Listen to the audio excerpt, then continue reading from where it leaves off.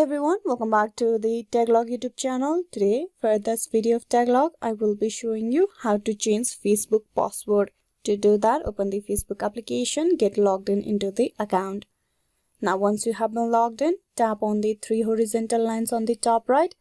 Tap that. From there, you need to scroll down, tap on Setting and Privacy. Tap on Settings. In the setting piece, you need to tap on Password and Security. Tap that. Here you will be able to change the password, so tap on Change Password in the login, tap that.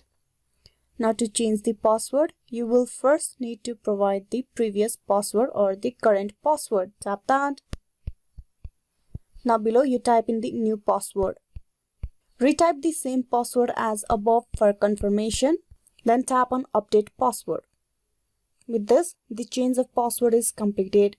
Now once you do that, you want to review other devices that you are currently logged in, or you want to log out of all the devices. If you want to stay logged in, you tap that and then tap on Continue.